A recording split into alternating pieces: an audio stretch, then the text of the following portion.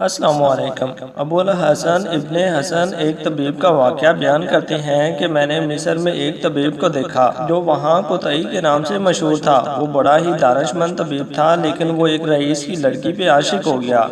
لڑکی دوا لینے کے بہانے مطب میں آ جاتی، دونوں کو تنہائی میسر آ جاتی۔ اس طبیب جیسا کوئی مالج اس وقت مصر میں نہیں تھا۔ اس کے مطب میں ہر وقت عورتوں اور مردوں کا ہجوم لگا رہتا تھا۔ اس کی ماہوار آمدنی 1000 دینار تھی اور اس نے اپنا مکان بھی شفا خانے کے مشابہ بنا رکھا تھا، جس کے ایک حصے میں بوڑھی عورتوں اور مردوں کے لیے جو دور دراز کے علاقوں سے علاج کے لیے آتے تھے وہاں پر ٹھہر جاتے تھے، اور شام کو طبیب کے شاگردان مریضوں کی خوب خاطر تواضع کرتے تھے، جس سے بہت سے مریض صبح ہونے تک صحت یاب ہو جاتے تھے۔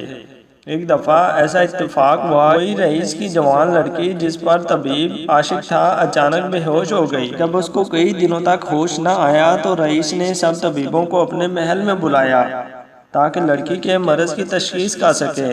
بہت سے طبیبوں نے لڑکی کی نبض پکڑ کر معائنہ کیا۔ چونکہ نبض بند تھی تو ظاہر ہے طبیب یہی سمجھا کہ یہ لڑکی مردہ ہو چکی تھی۔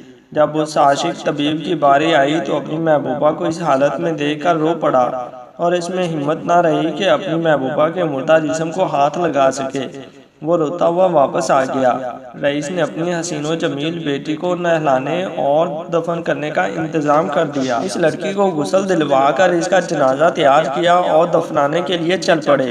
جب جنازہ اس طبیب کے مطب کے سامنے سے گزرا تو اس طبیب نے شور مچا دیا کہ رک جاؤ، یہ لڑکی ابھی زندہ ہے، مگر سب لوگ اس کی بات ماننے سے انکاری تھے کیونکہ اس نے خود تھوڑی دیر پہلے اس کی موت کی تصدیق کی تھی۔ طبیب نے کہا کہ لڑکی ابھی زندہ ہے۔ لوگوں نے اسے کہا کہ کیوں پاگلوں والی باتیں کرتا ہے۔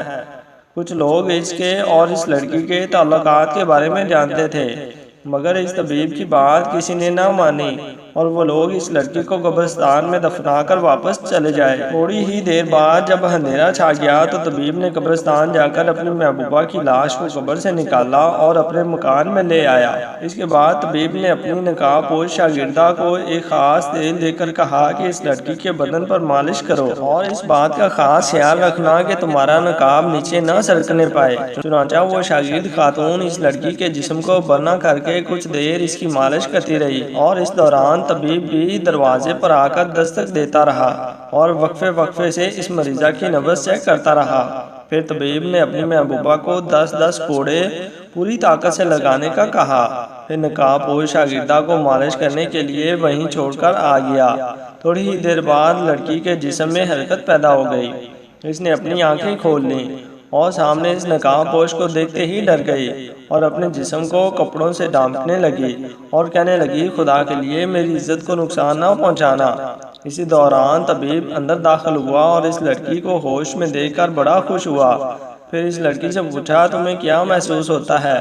مریضہ نے کہا، مجھے بھوک معلوم ہو رہی ہے۔ پھر اس کو کھانا کھلانے کی ہدایت کی۔ مریضہ کو مناسب کھانا کھلایا گیا، قوت لوٹ آئی اور اچھی ہو کر کھڑی ہو گئی۔ صبح ہوتے ہی اس لڑکی کو لے کر اس کے اہل خانہ کے پاس گیا۔ تھوڑی ہی دیر میں یہ خبر آگ کی طرح پورے علاقے میں پھیل گئی۔ سب لوگ جمع ہو گئے۔ اس رئیس نے طبیب سے پوچھا کہ تم نے کیسے میری مردہ بیٹی کو زندہ کر دیا؟ طبیب نے کہا، تمہاری بیٹی مری ہی کب تھی؟ میں نے تو کہا تھا تمہاری بیٹی زندہ ہے، لیکن کسی نے بھی میری بات نہ مانی اور تم اپنی بیٹی کو دفن کرائے۔ پھر وہاں موجود دوسرے اتباع نے اس طبیب سے پوچھا کہ آپ کو کیسے معلوم ہوا تھا کہ یہ مریض زندہ ہے؟